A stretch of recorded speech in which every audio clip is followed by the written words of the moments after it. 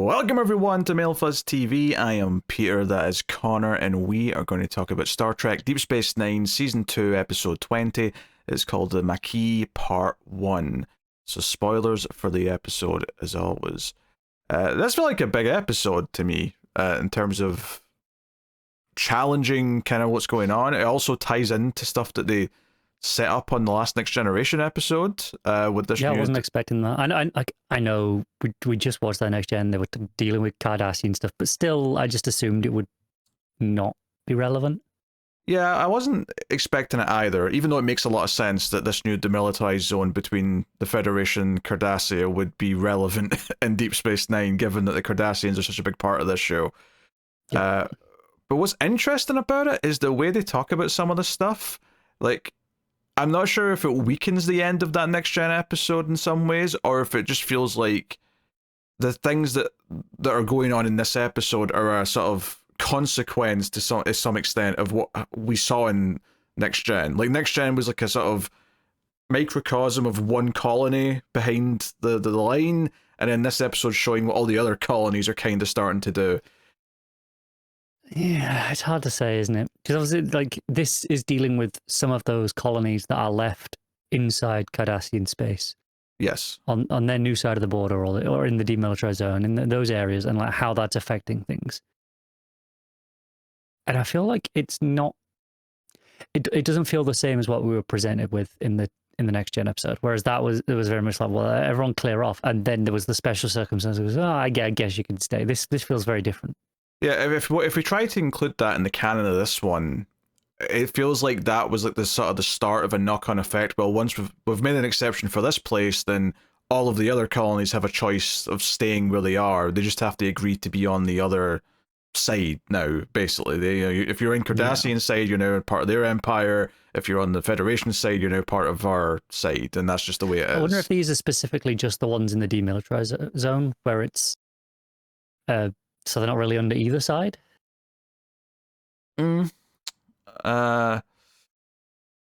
Yeah. Either way, obviously the same idea of like they've been told to leave and they don't want to leave is a subject that comes up immediately. Having said that, now as much as it's obviously interesting to link it to that last episode of Next Gen, because it's at least cool that they're both acknowledging this giant new status quo in like space diplomacy, which obviously they should both be referencing. I do think this episode handles all of it way better and in a far more interesting way. It's better in every single way, I would say. Yeah. I mean, but I don't think that's a particularly hot take. What might be a hotter take is, with the caveat that obviously there's a second part to this that could ruin everything. Mm-hmm. This might be my favorite episode of the show so far. Oh, that is bold. I don't know if I'm quite necessarily a favorite episode of the show, but it did feel like a major story beat to me this episode, and basically like going forward with like the Federation and the Cardassians, but then more specifically Cisco dealing with the cat, and kind of the interesting diplomacy of both of them trying to solve this situation that comes up in the episode together. I think it was that part that makes it my favorite episode so far, that like that relationship between the two of them, and like the back and forth, and they're kind of working together. Obviously, they're a little antagonistic, but both of them kind of want the same thing. And I think it's like, we've seen Gul Dukat a few times, obviously, over the show. I think this is the first time we're like, oh no, he's interesting as a character. Yeah, that's definitely, I think, elevated him a little bit. And the premise of this one, of course, starts off with the sabotage of a Cardassian ship that's leaving Deep Space Nine, and we actually see in the opening scene who's doing it. It at least appears to be someone from the Federation. Someone in a Starfleet uniform is tampering with something, and then the ship blows up pretty quickly after it leaves the station. There's a little bit of like comedy banter about dating between Dax and Kira that's kind of there as sort of background noise before the explosion happens. But yeah, it's a major incident. It's like, oh, what are the Cardassians going to think about this? Also, we just signed this giant treaty, and like, you know, if this wasn't an accident, if this was like an intentional act, then does that threaten everything that's just happened? And so instantly, that's a lot more interesting, I think, than what Next Gen was doing with this idea, even though I do really like the fact that it did touch on this same thing happening, because it is a big thing. But on top of that, though, you've got this idea that develops throughout the episode, and it's quite quickly where you get the sense of this, which is that this is a group of people from inside the Federation, some of these colonists, an assortment of different people who have effectively formed a terrorist organization because they don't like this treaty and they don't want to be moved from their planets. And this was an attack by them, but not something that, of course, was condoned by the Federation. And one, that's obviously a much more serious thing to get in the middle of as a story. But I think particularly for the characters on this show, the idea that Sisko has to do this balancing act of protecting the people that are inside, Starfleet's command or Federation space, but at the same time, obviously not condone the actions of these extremists, because clearly this is not the Federation way either, and having to somehow balance all this whilst also not starting a war with Cardassia. And obviously he's got some pretty varying opinions on his own team, because you've got Kira there who's been like, hey, I was them not so long ago. I'm on their side. She instantly is like, no, I'm on their side. Like they've been told to move, and I had to put up with Cardassians for 26 years, so I'm not like I'm all for them. Like I full support. And it's like, yeah, but they just decided to do this on their own and unprovoked. So like, I mean, you could argue the provocation, but I mean, it's not that dissimilar to what Kira did as part of the resistance. Just last episode we were talking about how many Cardassians she potentially killed doing what she did. Yeah. I mean, I think these situations are a little different in that, that was a forced occupation that Cardassia had on Bajor, as opposed to this where the Federation themselves, made this decision. They made this treaty. I agree. I think it's for the colonists, the citizens, it feels pretty forced for them. So to them, it doesn't feel that different, I don't think. But you could almost argue, but it's almost simplifying it too much for them to just oh, this is the Cardassians' fault, we should fight them. I'm like, technically the people who made this decision were your own side. Wouldn't your targets be them, arguably, in some ways? And we're told, allegedly, that the Cardassians have treated them badly, and everyone knows you don't go out after dark. And the thing is, we don't know if that's true yet. That's it, the sources we hear that from are very biased. Yeah. I don't know. That's why I said it was allegedly. I don't know if that's true or not. That sounds like plausible, but also rhetoric. It sounds like as an excuse. Fear mongering to me. It sounds like these are the rumors that are being spread to make everyone think that we're justifying what we're doing, and people are whipped up into a frenzy. I think the scene for me that was the most interesting, and it's one of the cheapest scenes that you can do on a Star Trek episode, but it's so effective, in particular this episode, is that there's an entire conflict in this episode of a Federation ship being attacked by two Cardassian ships, and then a second, seemingly Federation ship, although it's actually just a public ship that's been, it's an old Federation ship that's been repurposed by some public or by this militia group, comes in and destroys the two Cardassian ships. But this entire sequence, we never see any of these ships. All we ever see is the little blips on the radar, and it's all just Ducat and Sisko seeing this happen, comment on it, try to intervene, and both of them be ignored by either side that they should be in charge of, and just seeing their brains process that they're both because basically what this episode's setting up is that there is a militia group effectively on both sides that want to continue a war that's not actually happening, but they're trying to will a war into existence. And these two leaders are in this little shuttle, not trusting each other. I mean, Sisko especially is not trusting Ducat up front, but quickly realizing, try and talk to your ships here, and they don't respond to him. And it's I thought this was a very powerful scene in just showing that neither side have got complete control over everyone under their umbrella, if you will. Yeah, and maybe it's naive, but I do fully believe Ducat is trying to stop this. There is, it's not an act or anything like that. It feels very genuine. There's a scene a little bit later when he's talking to one of the other Cardassians where it's they didn't even answer my clearance codes. This is not acceptable, and he feels genuinely angry that this happened. Yeah, it feels like he's always got a little bit more information than he's letting on, but I didn't really ever doubt that he was trying to put a stop to this thing that was happening, because at first it looked like the Cardassians were the bad guys in this scene because there was two of those ships attacking this one small merchandise ship or there was cargo a part of ship. them that was are there even any Cardassian ships? Have they just hijacked some ships and have just they've got the Cardassian transponders essentially? Yeah, just staging the entire thing. But then you've got this other ship that comes in and destroys both of them. And what I like about it so much is that, like, up front, it's like, Ducat's like, okay, I'm going to put myself out there and try and stop this as the commanding, like, Cardassian here, because this looks bad on us because we look like the aggressors. But then this other ship comes in and it's like, well, they wouldn't listen to you either. So it's almost like a good scene of proving to both characters in the scene that neither of them are, like, a part of whatever's going on. This is something that's happening, like, further down the ladder of people doing this in their own free will and arranging things.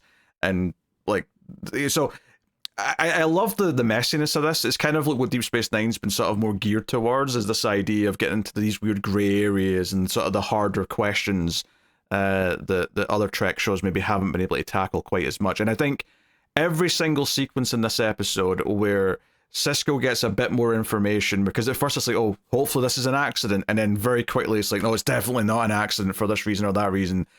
And then, you know, he has scenes where Kira tries to speak to him and he has to kind of like make it clear this is not the Federation way. We can't just condone this. This is just straight up murdering people in a cold act of war. Like, we cannot do that. It doesn't matter what your personal beliefs are.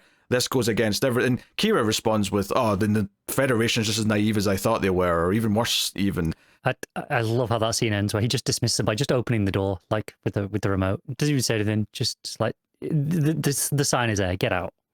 Yeah, I like it quite a bit because it's like, the show's not softening on her past. Like, obviously she has grown a little bit since, you know, obviously she had that great episode in season 1 where she kind of learned that not all Cardassians are necessarily bad, but it's like, no, she still has a strong belief. She still has this very, very big history of being a fighter and of having these strong opinions, and she does not align with the utopian ideals of the Federation and this idea. Because, and even Odo complains about this, although he doesn't line up with Kira either. I actually really like this scene where they're all sort of standing there talking about what to do, and Odo's like, hey, if you'd given me like full care, because O'Brien says, well, this happened under your watch, security chief, and he's like, wait a minute, I've been asking for more power to do what's necessary to police this place, and I will not be given it. As soon as I was given this job, I was given a giant manual of Federation's do's and don'ts about what I could do as part of being security chief.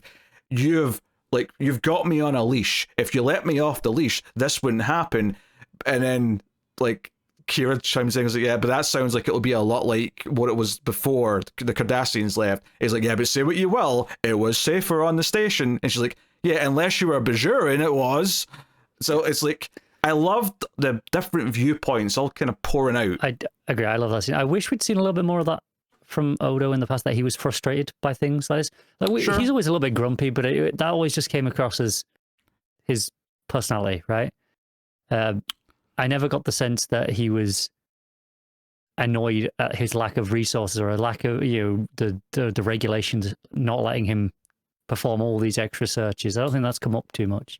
Yeah, I kind of agree, but at the same time, I'm like, it also doesn't surprise me he feels this way. Like, I feel like it is in line with a lot of the little comments he's made here or there about being frustrated that he's not allowed to go full Odo on a situation. That's definitely happened. I agree. I think just like a few times more of him being like, well, if you'd let me do this, I could get to the bottom of it, and then they'll be like, no, we'll do it without that. We don't need to resort to that. Like a couple of those sorts of instances over the past, season probably would have solved this a little bit more, but I still, like, it's not out of character, so it's fine.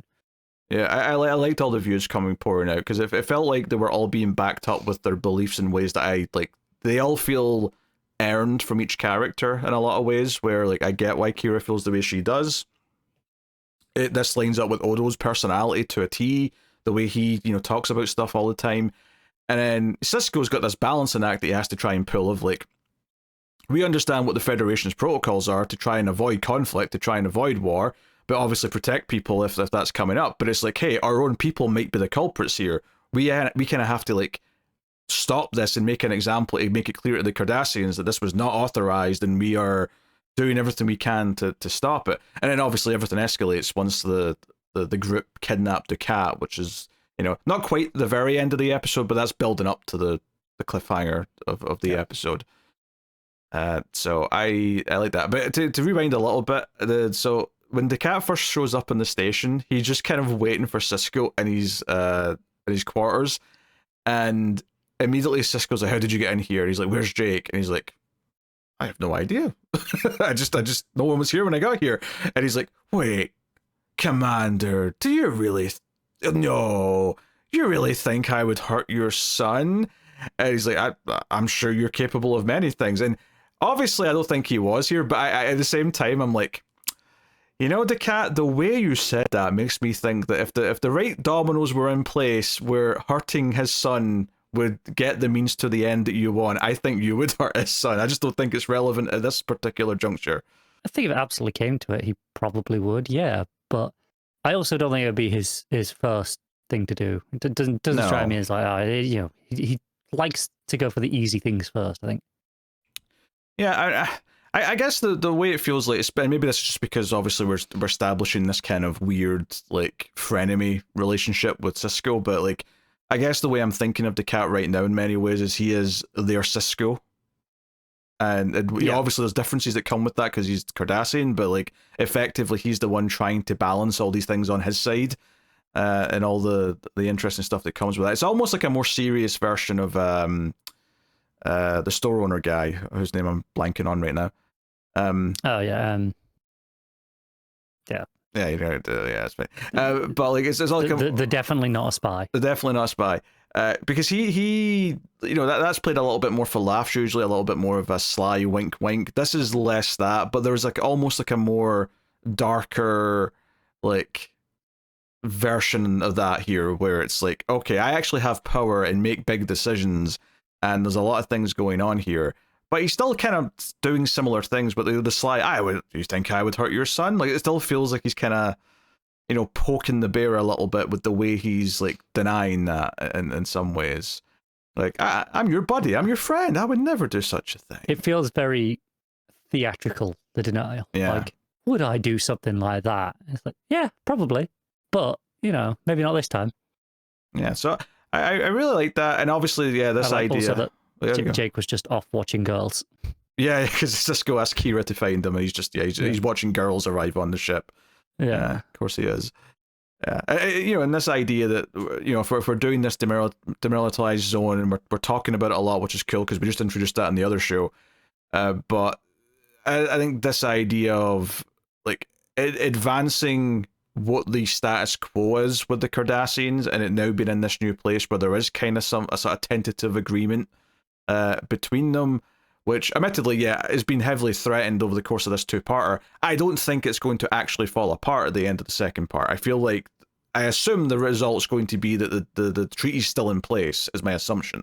I agree. I can see it falling apart at some point, but it feels like if it's going to happen, maybe the end of the season or sometime next season. Yeah, maybe even the end of season 3, something like that, but like not right now. Yeah. I think it matters more if it's there for a little while before it falls apart. I think it'll hit harder. Yeah, I agree with that. And it feels like we're sort of touching on things that, you know, we've set up from the start of the show. So putting them in this position where Cisco and Ducat have to work together feels like, oh, we're actually really starting to play off kind of things that we've been building for almost 2 full seasons at this point. So there's a lot of weight behind the stuff that's going on in this episode, which also is why a lot of these opinions coming in from the other characters feel like they have a lot of weight to them, because it's like, it's not just, you know, they could have presented this kind of conflict. This could have been the story of the pilot almost, to set up kind of like how tense things were. But it's different here because we've got this long history with all the characters on the ship to varying degrees, and how they feel about what's going on here. There's a little detail that I really like, that when they come back from their little trip, and we'll talk about what they did in their little trip together, outside of the conflict in space that they kind of witnessed, is Ducat requests, when Cisco says, oh, I'll give you some security detail to escort you when you're leaving tomorrow, he says, oh, please, Starfleet security, not Bajoran security. Some of the Bajorans here still obviously remember my time here in charge. And I was like, oh, that's a nice little detail. That's just this idea that's like, yeah, like some of these Bajorans might actually hold a grudge and take a chance if they're presented with one. I mean, we've seen the grudge Kira's still holding, and she's had growth. So yes. I do not put it past one of them at all to try and slip a knife in his back. Yeah, that wouldn't surprise me at all. So I like that. The other thing, of course, going on in the episode is that an old friend of Cisco's comes to the station, His name was Calvin Hudson, so I'll just call him Hudson, I guess. So Hudson comes in, he's in like the next gen style outfits, which I guess means he's from a ship rather than the station. I'm not sure, the colors are swapped. Yeah. But he comes in, he reminisces with Sisko. He seems to think Dax. and Dax, because he knew Dax as well. And he seems to think that there's no threat of the Cardassians acting irrationally. In fact, everyone thinks it's a bit weird that they've not really said much. Like, it's been like 12 hours since this happened, and they're all kind of like, why aren't the Cardassians like making threats? Like, why are they pounding on the door demanding answers or something? That seems a little bit fishy, but he seems to think Now, if I have a critique of the episode, right? If I have one little critique, is that I think it's very obvious. I will agree with this. Yeah, that he is going to turn out to be the leader of this resistance group that's formed, because he's presented as the one who's there to kind of like chaperone all these colonies that are now on the other side of the line, and he's like kind of agreeing with them. He sympathizes with them. He says, "Oh yeah, you can see they're all scared. They've been growing their communities here for years, decades. They don't want to leave. You'd have to be able to understand that." So when Dukat and Sisko go to one of these colonies, to question about the incident, because there's like traces of something there. I can't remember why they get sent there, but like there's a reason to go there. It's the element that they used on the device that blew up the ship. Yeah, they followed some of it to there, I think. Which is Federation tech, and I think it's after this they confirm this, but it's like it has to be specific Federation tech, where like they couldn't have gotten it from anywhere else, because they have the supply locked down. Yeah. Also, the design is like unique to them. It's like, they've got the patent. No one else can use it, I guess. So yeah, a few things come out of this trip. So that this other commander's there, Commander Hudson, and they walk into a fighting match between some of these colonists and some of the Cardassians, who are yelling at each other about these ships. This ship incident that's just happened. And, they're saying, oh, it was a provoked attack. Oh, it was unprovoked. Why do they have weapons? Why do they have weapons? They're up to something. They're up to something. And Dukat and Sisko walk in, and it just feels like they've walked into a fight that they're not even a part of. It feels like, wait, we're supposed to be like in charge of like the conflict in this area, and it seems like this entire thing's going on without us, and escalating at that. And obviously, we obviously get it confirmed later that Hudson's leading them, but I think we're already suspecting it at this point. But also, you have a different Cardassian gull on the other side of this argument in the room that feels suspiciously like he might be the counterpart to Hudson in that way as well. Yes. And that he again, we get a little bit less of him, so it's maybe not as clear. But the way he's like, we maybe tortured this guy, we maybe got some information, maybe he died, maybe he committed suicide, who knows? It feels like they want the war as well. Yeah, because they actually got the guy who did it on Deep Space Nine, and they show a confession video, and then when they say they want to question them themselves, they bring in a corpse and say, oh, he took his own life in the prison cell. And like everyone's looking at each other like, we don't buy that for a second. And what's so funny is when Sisko brings us up to Dukat on the trip back, Dukat says, yeah, no, that was foolish. You don't let a suspect die when you're torturing him. I think you might have called him an asset as well. Like, yeah, it's like, you don't waste an asset like that. Yeah, it was like he like is appalled that the guy died, but not because he's outraged from like an ethical point of view, but because it's just against his like code of good tactics. It's not good enough. He expects better from his people, which oddly made me believe him that he was telling the truth, because like it was his own logic for why he didn't like it, as opposed to just agreeing with Sisko and like why there was an outrage. And it makes sense, right? Like from his point of view, right? Why would he want to waste that? You want to get as much out of this guy as you can. Use him as leverage. Like don't just kill him. And I think what's interesting about this is because there's a lot of like, oh, if he did do this, they could have just coerced this because they tortured them, so on and so on. It's like we know it is him. We saw him do it. Like the audience knows that he's the guilty guy and that he's part of this group. But it almost makes it worse in a weird way, because it's like, well, there is this seed of truth to everything, but it just means it's more tangible for both parties to get angry over, because there's something real there to fight about and not just made up stuff. Exactly. And as much as it's easy to go, well, they could have just tortured anything out of him, and I think that's Hudson's like argument is like, this could be bullshit. And there's just enough, obviously we know anyway, but there's enough evidence for Sisko to be like, well, we do think it probably was one of our people. It absolutely could have been him.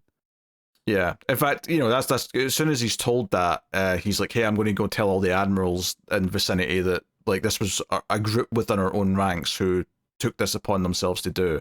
And we're going to tell the Cardassians that we're going to say this was a rogue group, and we're going to do everything we can to deal with it. We will deal with it, where they will be punished, things like that. Like, and that's saying like maybe Sisko doesn't know for sure it was this guy specifically, but he has no reason to think it's not. Yeah, and he has another one-on-one scene with Hudson, who again tries to sort of reminisce about old times, but it's almost like a deflecting tactic, and it's like, I don't know. At this point, I was convinced you're a part of this. You're probably the leader of this. So the cliffhanger at the end where he walks out and reveals that he's the leader really wasn't. Like, there's probably the only part of the episode where I went, yeah, all right. Everything else I was kind of in love with as it was playing out. I agree. But it's also the sort of thing where if you play it as one big episode, and that's just the midpoint of an episode, like pacing wise, generally speaking, if this had been one episode instead of two, if you did that reveal halfway through the episode, it'd be an ad break cliffhanger if at worst, and you'd be like, yeah, sure, that's fine.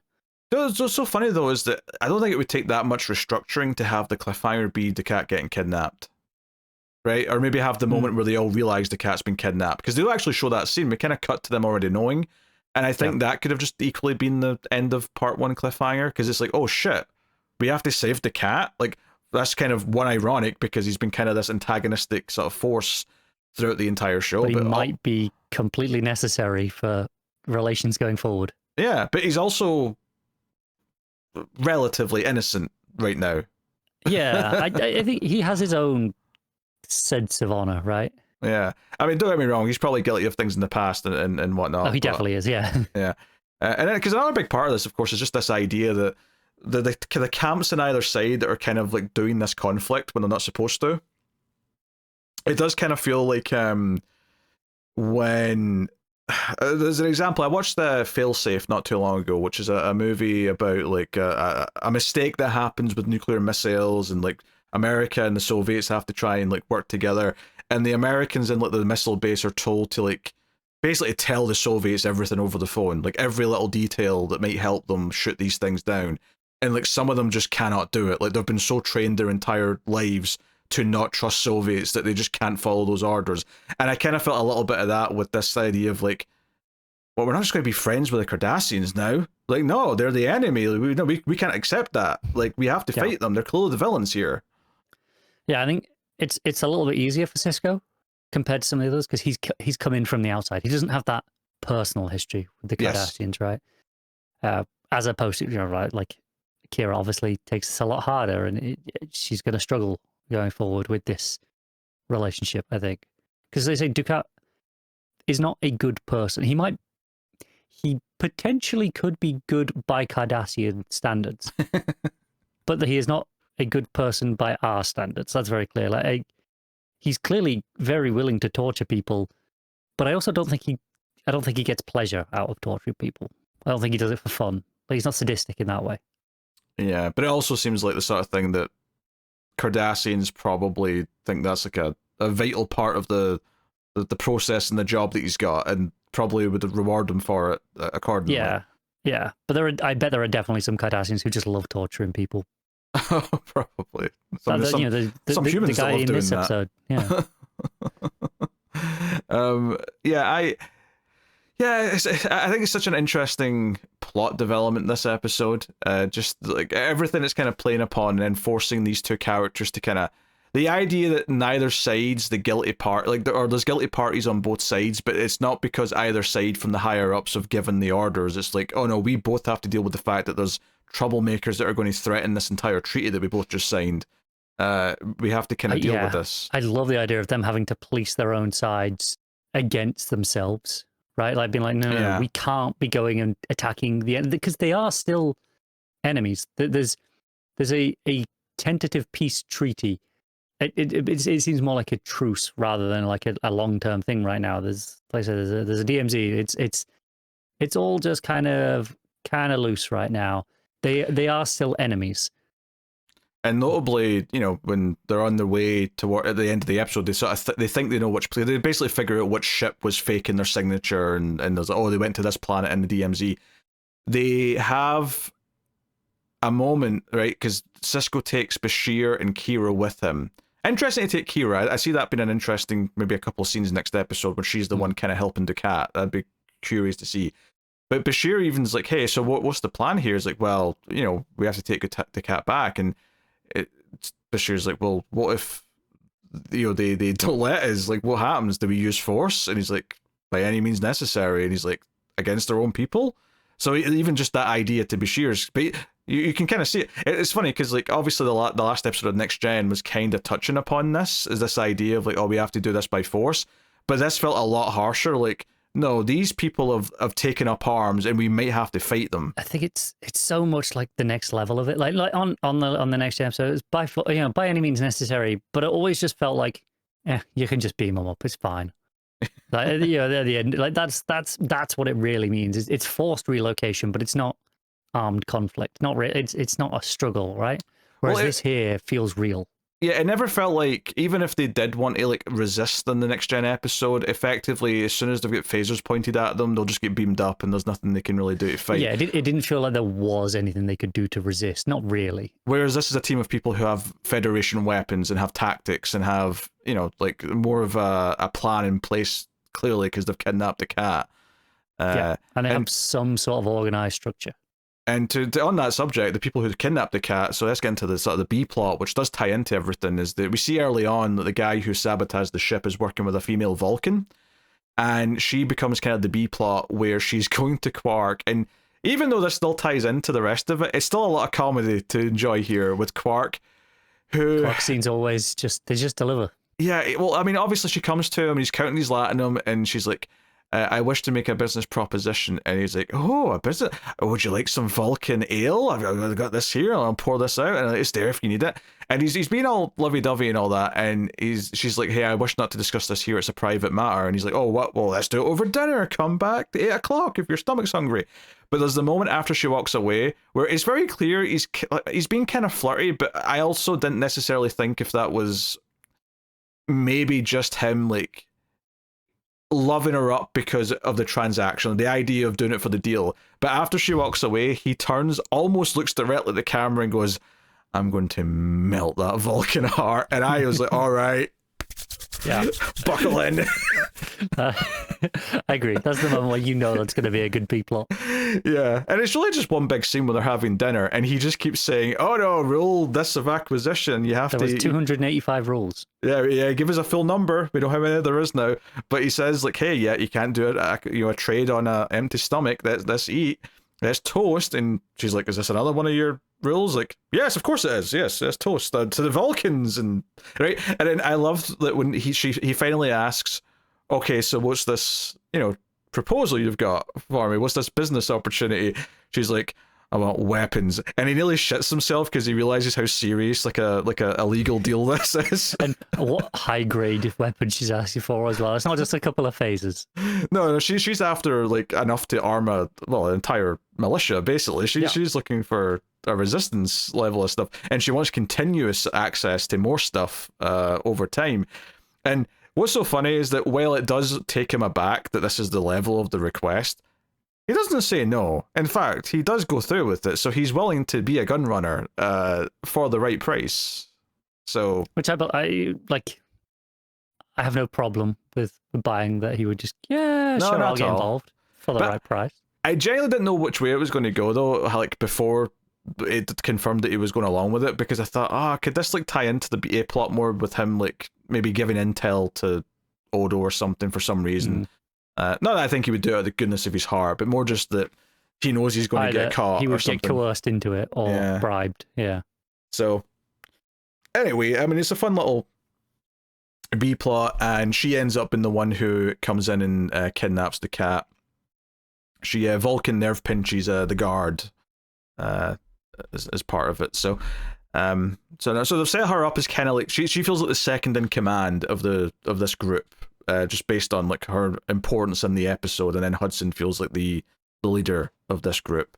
Yeah. But it very much feels like someone who was in a war and has refused to accept that the war's over. That's the vibe I'm getting from Hudson right now. He's like, no, we're still fighting. Like this is still ongoing, Yeah, and again, I think it is a little bit different where he's on the front lines. He's out there living in that section with these people, and he's got that vibe of high command. They're not seeing it. They're not on the ground like I am. They're not seeing what these people are going through. And again, we don't know for sure what they're actually going through. We don't know how much he's overselling it, but I think he believes to a degree. I don't think it's just he wants war. I think he does think he must be doing the right thing.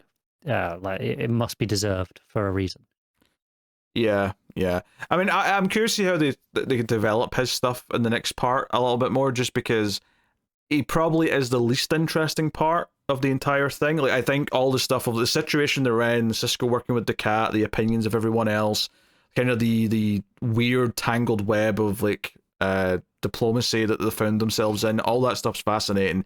Him as a character who wants to wage this war is maybe the part that feels the most simplistic, and I'm just wondering if that gets better next part or if it just remains the weakest part. But it's okay because of the situation that it's creating, so interesting and good that I don't really care. I agree. I think by the nature of where we've left it, with them having Cisco surrounded, there has to be a pretty big conversation between the two of them. Yeah. Given their history as well. So I think we'll get a good amount of how he's feeling, why he's doing this there, right near the start of the next episode, and that might help quite a lot. Yeah, I wonder if Kira ends up having to speak up on like why this is a bad idea. I know she was kind of for it before, but I wonder if she sees how they're operating and maybe what his motivations are, if she does kind of start to side, if not side more with Cisco, but at the very least do her duty in trying to like I think it'll be her having to begrudgingly actively do something to save Ducat. Yeah, and then Ducat being kind of the obvious thing, right? Smarmy about it and being like, "Oh, you saved my life, Major Kira. I'll be ever in your debt." Wink, wink. And just her being like, "Oh, get away from me, you slime ball." She'll probably punch him. Probably.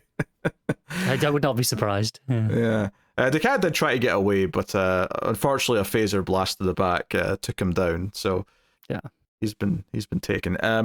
So no, it was a very good episode. Like, I was super into it. It feels like, you know, after maybe a few that have been a bit more kind of standalone, you know, not part of the, like, this feels like it's part of the ongoing like main Deep Space Nine story, and it maybe feels like it's been a few since we've had one of those. Which is kind of unique to Deep Space Nine and Trek so far, because I wouldn't say Next Gen really has those, right? Obviously, there's the bigger episodes where, say, maybe, we introduce the Borg, and that feels like a big deal because that's something that sticks around. But I feel like Deep Space Nine has something that feels like, no, the ongoing situation of Bajor, Cardassians, and the station, and like, you know. Despite them running at the same time, they do feel like they're from two very slightly different eras of TV. They do, yeah.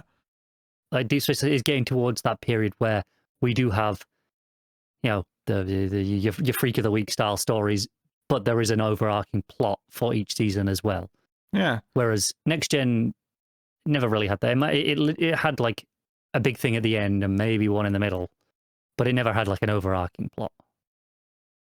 Yeah, and you know, this is around the same time as X-Files starting, which is obviously a similar kind of thing. And if only there was another example from a year or two later that would come to mind.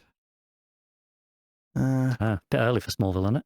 No, it's just show maybe vampires in it. Is this maybe a vampire show that I'm forgetting? Ooh, True Blood. And there was a Principal Snyder. He was like the character in it, if I recall correctly. Oh, we've ever seen him before? Staring straight at the camera. Try to have sex with a Vulcan, perhaps. I'm talking about the hit television show, Buffy the Vampire Slayer, of course. No, I really like this episode. It felt like a big deal. What's funny is that it's not even like the highest rated one in IMDb. You know, it's just like a low rating, but it's a 7.8. It's not like... That seems lower than I would expect. Yeah. But I mean, if that just means the standard going forward is going to be even higher, then I'm not going to complain. No, not at all. I said, for me, I think this is my favorite episode so far, but that's just because it's playing on the episode in a way I really like. That relationship, that antagonistic relationship, but they've got to like work together across both sides. That's a trope that works for me. I don't know if it's my... I'd have to go back and look at like other episodes, but it is probably top 5 for sure of anything so far. But hey, still relatively early days yet. We're only, late Oh yeah, season 2. that's why I'm very clear saying Yeah. favorite so far. Like there's a lot of episodes that could be better, and I hope there are episodes that are better than it. Because as much as I love this one, I hope this isn't the high point of the show for me. The more serialized nature of this, I think, means that it probably will, because the stakes are going to go up, or things are going to be more meaningful, even more so in a season or two's time, so on and so on. There's a lot to get into there. So anyway, that's this episode of Deep Space Nine. I will not look at the next episode because it's just a part 2, so I don't want to spoil anything, given that we actually have plot threads dangling for it. So that is that. You can support the show, of course, over at patreon.com/MailFuzzTV and help us out by doing so. Thanks to everyone who already does. You can also do YouTube membership or super thanks, things like that. All that stuff does help a bunch. But that is us. So thank you once again for joining. We do appreciate it. Keep watching Star Trek, and maybe Odo should just install, like, I don't know, like one, you know, sometimes you get those like fish tanks that are in the wall, like have one of them going around the entire perimeter of Deep Space Nine, and he can just like sort of swim through it as in his puddle form, become a fish and just go around. Yeah, and he can keep an eye, and then he can just like burst out of the tank whenever anyone's up to no good.